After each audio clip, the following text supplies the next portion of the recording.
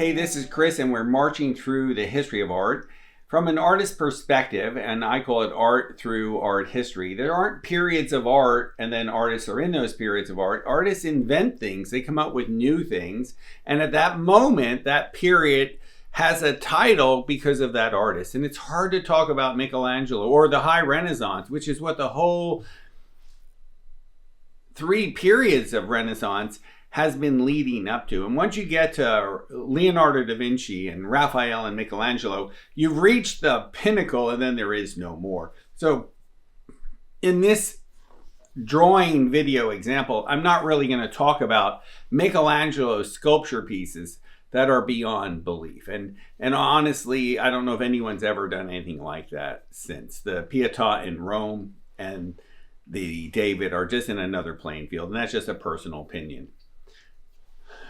The frescoes, though, introduce a few concepts, and that is we've been dabbling with and playing with the S-curve, contrapposto, and he's very famous for doing it in his sculpture work, and he's putting it in the frescoes. Some of the things about the frescoes that are very interesting is if the roof or the ceiling is curved a little bit at the Sistine Chapel, not only did he have to deal with foreshortening to make something look like it was coming forward, but it had to look realistic as the ceiling was moving. So that, forget, is its own little talk. What I want to talk about is the figure-ground relationship, where the object's going to be lighter and darker than the background and explode. And this chiaroscuro is going to make Caravaggio famous. But if you look closely, you see the beginnings of it in Michelangelo's Sistine Chapel. I believe this piece is called Sibyl. I think she was a seer of some type. So I'm just going to block in real quick, what things are. So right here, the background of her head is darker than the surrounding area. And then the face is lighter because his halftone value next to the face is slightly darker. It's not as dark as the hair. Yes, some parts of the hair are actually darker, but let's just skip that. Okay. Part of the fingers are darker than the background. The book is darker than the background. And then part of the arm is lighter than the background. And then the shadow of the arm here is darker than the background. That's because he left the light right here to the right of that. And that makes this whole area. Now, here the arm is darker than the background. Here, now the part of the shoulder is lighter than the background. And I keep marching. So right here, and you're just going to have to ignore the drawing. I'm just scribbling here so you get to see what's going on. Now the arm is darker than the background. And the book, bottom of the book is darker than the background. But now the book is lighter than the background. And what this starts to have is it creates movement so your eye doesn't just look at one thing. If your eye looks at one line and you say this area is just darker than the background the whole way, that runs the risk of creating a flatness and a stiffness. So what he has to do is make sure your eye doesn't stay there. And what he does now is the area next to it, he's going to make a little darker. And then it's lighter, and the edge of that area of the arm is darker. And then the edge of the area is darker, and that makes that light. And then that dark arm comes up the side here. And now the arm is slightly lighter than the background. And then the hand and the book are darker than the background.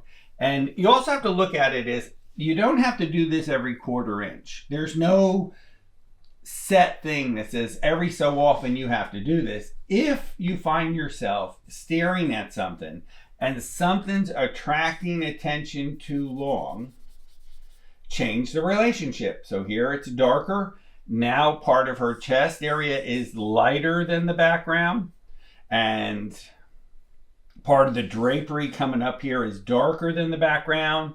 Then part of the drapery is lighter because it's darker behind it.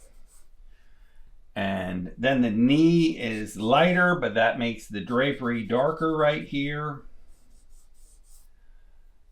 And then now the shadow of the knee is lighter. So I'm going to skip that because he's not changing it everywhere. But if you look at the drapery here, he's a little darker right here on the outside edge. And then he gets a little lighter, and then you have that big light highlight sticking here. So I think your eye's going from this dark part to that highlight, and that's the same thing. I think you're going from this light area on her knee socket to the shadow here, and then the real dark here. There's your S-curve going from one side to the other. And I'm not saying this is like full blown out Caravaggio, and really the person who takes this up a notch and deliberately does this, knowing you have to do this, is Tintoretto. I never liked Tintoretto. I never really thought he was very good. But again, when I was, 28 years old and going to school in Florence and going to Venice as much as I could, what did I know as a 28-year-old? So I had to be taught by Sargent to say, Tintoretto's spectacular. Notice how he's creates movement, and he used radial lines, which we talked about in an earlier video, and also this figure ground lighter and darker. So right here, the back of the drapery back here is darker than the surrounding. Then the highlight in the drapery is lighter than the surrounding. And then he's got some of this dark orange in here. And then he's got the lighter part, so it's darker behind it.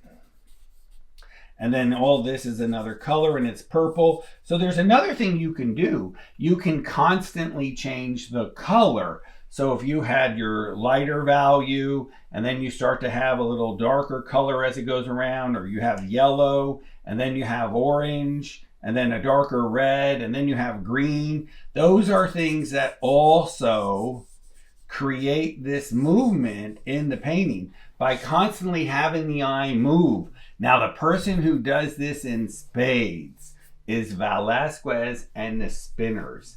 And that's another video, but boy, does Velasquez take this up to another notch. So let me kind of go over this real quick, because you also see it in the figure behind here, where the arm is darker than the background. And then the shoulder appears a little lighter. And then the hair is darker. And then the face is lighter than the person behind it. And then the arm is lighter right there. You can't even see my drawing. And then parts of the arm is darker. And you're just, I know it's a mess, but what you're doing is you're introduced to someone who's doing something in a way that's never been done before. And that is a figure ground relationship where you're deliberately lighter and darker than the background. So let me back up. Okay, Giotto's gradually getting darker, like the earlier video we started with. Something's happening. And then you're talking about Botticelli and his beautiful, graceful lines and the variation of those lines. And what could you do if you were Van Gogh or someone with a crayon, or Kate Kolowitz in the 1930s or 40s? What kind of mark would you make? This all goes with this, that something's happening, and there's a power and there's a drama. So how much power and how much drama is determined by how dark is an area and how much contrast is that area making.